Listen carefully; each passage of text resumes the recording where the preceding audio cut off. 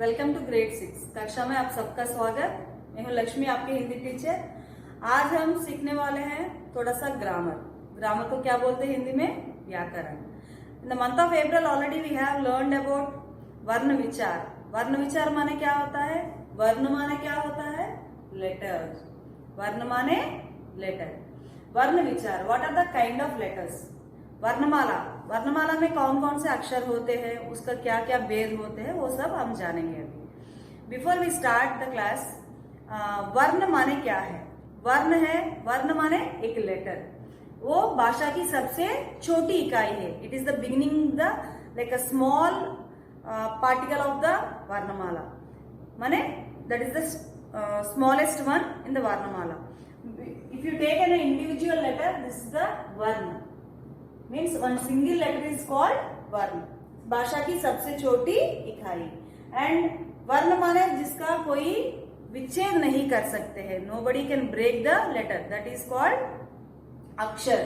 अक्षर हो या वर्ण, वी कैन से वर्ण या अक्षर, बोथ आर सेम। वर्ण या अक्षर इज कॉल्ड लेटर। अक्षर माने जिसका क्षर नहीं होता, माने nobody can destroy that is called अक्षर। अभी प्रीवियस क्लास में हमने क्या सीखा है? वर्णमाला में क्या क्या होते हैं? स्वर या व्यंजन होते हैं, है ना? वर्णमाला में क्या होता है? स्वर और व्यंजन। स्वर कितने प्रकार के होते हैं? स्वर 3 प्रकार के होते हैं। In the previous class already we have learn स्वर कितने प्रकार के होते हैं? 3 प्रकार के होते हैं। वे है ह्रस्व, दीर्घ, प्लुत।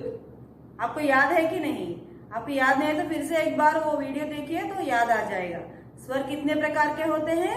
3 प्रकार के होते हैं। वे है ह्रस्व, दीर्घ और प्लुत।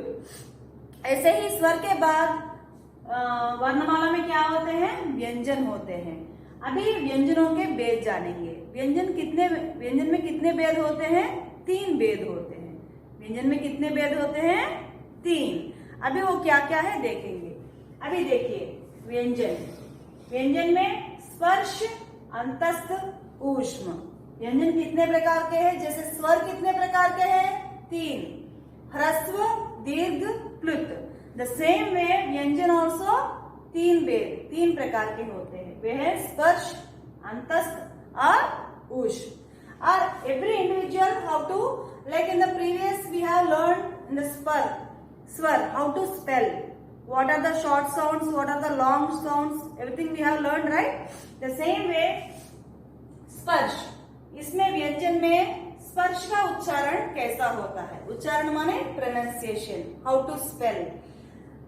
स्पर्श, जिन वर्णों का उच्चारण करते समय जिह्वा माने क्या होता है? टंग। जिह्वा मुख के विभिन्न हिस्सों को स्पर्श करते हुए बाहर आती है। स्पर्श करना माने टच करना। उन्हें स्पर्श व्यंजन कहते हैं। माने देखिए, जिन वर्णों को उच्चारण करते समय when we are spelling some letters, jihva, the tongue will be touching different parts of the mouth, inside, not outside children. Inside, the tongue will be touching in the different parts of the mouth.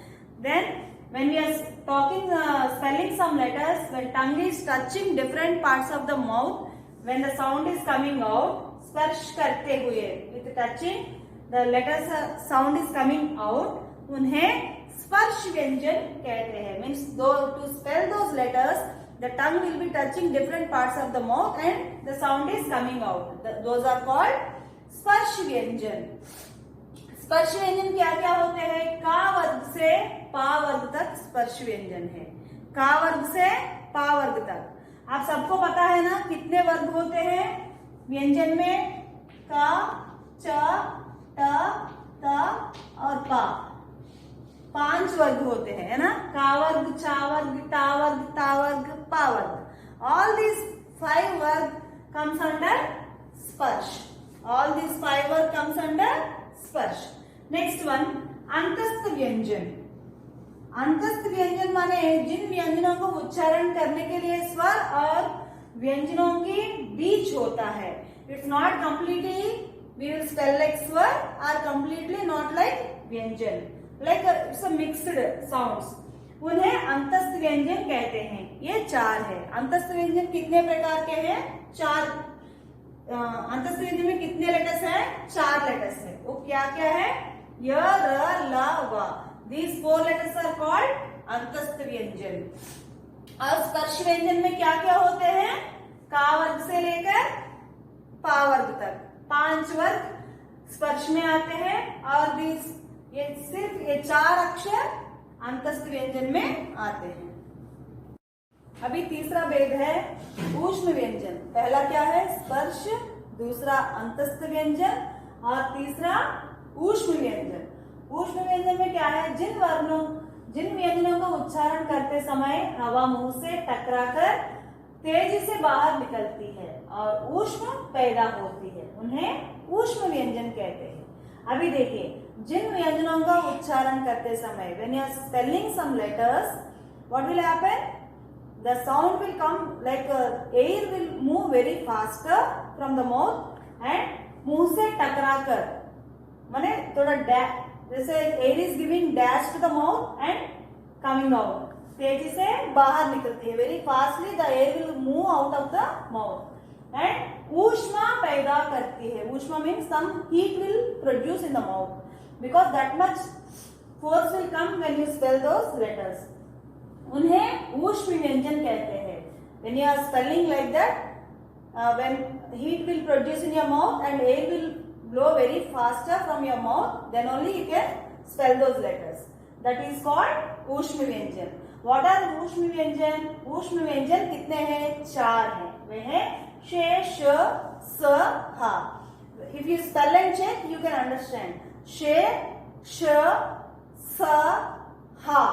See, can you identify that air is coming out of your mouth very forcefully? And some heat is producing in your mouth, right? ऊष्मा माने गर्मी, heat. Those are called ऊष्म व्यंजन। Okay, children. Next one, संयुक्ताक्षर। संयुक्ताक्षर माने already from the grade 2 onwards you are learning what is संयुक्ताक्षर, what is द्वित्वाक्षर। In the वर्णमाला कितने संयुक्ताक्षर है? 4 संयुक्ताक्षर है। वो क्या क्या है? क्ष, त्र, ज्ञ तथा श्र। These are the 4 संयुक्ताक्षर। ये 2 व्यंजनों के मेल से बनते हैं। These 4 letters are made up of 2 letters. Let's see. First one, ksha. How ksha made? K plus ksha मिलाने से क्या होता है? ksha होता है। ये का के नीचे क्या है? हलंत। हलंत माने इस लेटर को हम क्या बोलते हैं? हाफ लेटर जैसा कंसिडर करते हैं। ये का को हम हाफ लेटर जैसा कंसिडर करते हैं, तो क we should not spell as ka because halant is there. This is a half letter. K plus sh, ksha. Next one, tra. T plus r. T plus ra, tra. उसके बाद क्या है? ज्ञा। j plus ini is called, इसको मिलाने से क्या होता है? j plus ini को मिलाने से ज्ञा होता है। और श्रा, श्रा माने श प्लस र, श प्लस रा को मिलाने से श्रा। ऐसे ये क्षत्र, ज्ञ, श्रा और मेड अप ऑफ 2 लेटर्स, इसलिए इसको क्या बोलते हैं? संयुक्ताक्षर बोलते हैं। संयुक्ताक्षर माने 2 अक्षरों का मिलाप। ओके, उसके बाद देखिए आयोगवाह। आयोगवाह माने क्या है? वर्णमाला में स्वर में हम क्या लिखते हैं? आ से औ तक। आ से औ तक हम स्वर बोलते हैं। The last 2 letters, what are those? अम और आहा। अम और आहा के माने देखिए यहाँ पे अम और आहा, ये क्या है? इसको आयोगवाह कहते हैं। इसको क्या बोलते हैं? अनुस्वार बोलते हैं और इसको विसर्ग। These are called आयोगवाह also। अभी देखिए, आयोगवाह ना तो स्वर होते हैं ना ही व्यंजन। These are not स्वर और व्यंजन। Those 2 letters are different। वो आयोगवाह कितने हैं? 2 हैं। वो क्या है? देखिए, अनुस्वार और विसर्ग। अनुस्वार माने क्या है? वो बिंदु। अनुस्वार, अनुस्वार का चिन्ह क्या है? ये बिंदु, इसको अनुस्वार बोलते हैं। ये जो भी अक्षर के ऊपर हम लगाते हैं ये बिंदु, उसका उच्चारण करते समय हवा नाक से निकलती है। हमको अक्षर उच्चारण करते समय, अभी देखिए कंगन, हमने कंगन लिखा है, और अंगूर, जैसे इन शब्दों को उच्चारण करते समय ये अक्षरों के ऊपर हमने क्या लगाया है, अनुस्वार लगाया है। अनुस्वार लगाने से आप जब उसका उच्चारण करते हैं हमको हवा नाक से निकलती है, उसको अनुस्वार शब्द बोलते हैं, इसको अनुस्वार बोलते हैं। एक बार उच्चारण करके देखिए, कंगन, अंगूर, हवा नाक से भी निकलती है। और ये अभी हम अनुस्वार के बारे में जान चुके हैं। अभी विसर्ग, विसर्ग का चिन्ह क्या होता है आप सबको पता है ना। ये विसर्ग का चिन्ह है, माने दो बिंदु होते हैं, इसको विसर्ग बोलते हैं। जब विसर्ग का उच्चारण किया जाता है, जैसे आधा हा का प्रोनाउंसिएशन होता है, जैसे आप जब भी संस्कृत शब्द पढ़ते हो तो आपको समझ में आएगा। जैसे देखिए प्रातः, फॉर एग्जाम्पल प्रातः, या हा नहीं होता है, लेकिन ये विसर्ग बिंदु उच्चारण करने के लिए हमको हा का उच्चारण करना पड़ता है। प्रातः, हम हा का उच्चारण कर रहे हैं ना, जैसे निजह, निजह, तपह, कैसे भी हम, जैसे भी जहां भी हम ये विसर्ग का चिन्ह लिखते हैं वहां हा का प्रोनाउंसिएशन भी आता है। ये है विसर्ग। अभी अनुनासिक, अनुनासिक का चिन्ह आपको पता है, इसको चंद्र बिंदु भी बोलते हैं, है ना। अनुनासिक, जब भी हम यह अनुनासिक का प्रयोग करते हैं शब्दों के साथ साथ हवा मुंह से और नाक से भी निकलती है। जैसे चांद, मां, हम जहां भी चंद्र बिंदु का माने अनुनासिक, अनुनासिक का प्रयोग करते हैं वहां क्या होता है, हवा मुंह से और नाक से दोनों तरह से हवा निकलती है, इसको चंद्र बिंदु बोलते हैं। और उसके बाद आगत स्वर, आगत स्वर माने आपके टेक्स्ट बुक में कभी कभी आपको डाउट आता है कि ऐसे जैसे अर्धचंद्राकार रहता है ना, अर्धचंद्राकार रहने से, लेकिन इसमें बिंदु नहीं रहती है, इसको आगत बोलते हैं। आगत माने unknown, like a new, which is not taken from our language। जैसे देखिए हम लिखते हैं बॉल और doctor, some words only we will use this ardhachandrakar, it's not chandrabindu children, it's a agat symbol। माने these words are English words, right? ball, you know, Hindi में क्या बोलते हैं, बॉल को गेंदा बोलते हैं, है ना, इसको गेंद बोलते हैं, और इसको क्या बोलते हैं, डॉक्टर माने चिकित्सक बोलते हैं। These two are English words, directly we are taking from English, that's the reason we will be using this symbol, आगत symbol। और उसके बाद और भी जानेंगे।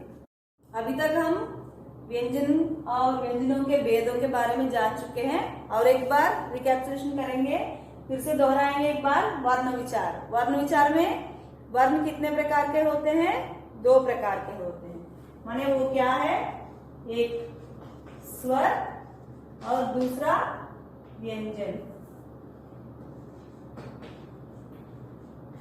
स्वर कितने प्रकार के होते हैं, 3 प्रकार के होते हैं, वो क्या है, ह्रस्व, दीर्घ और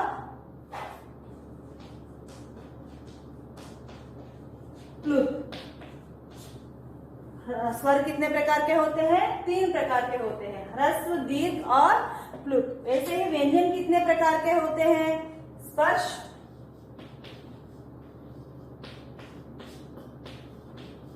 अंतस्थ व्यंजन और स्वर, अंतस्थ और ऊष्म। ठीक है बच्चों, आपको ये सब एक बार पढ़ना है तभी समझ में आएगा। क्लास ध्यान से सुनो और ये समझो। इसके बाद हम और भी क्या जान चुके हैं, संयुक्ताक्षर,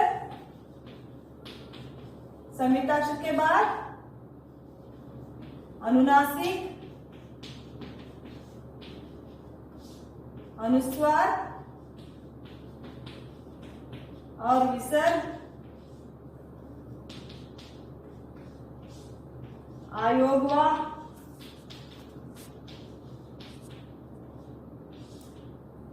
और all these we have learned, और आगत, आगत व्यंजन।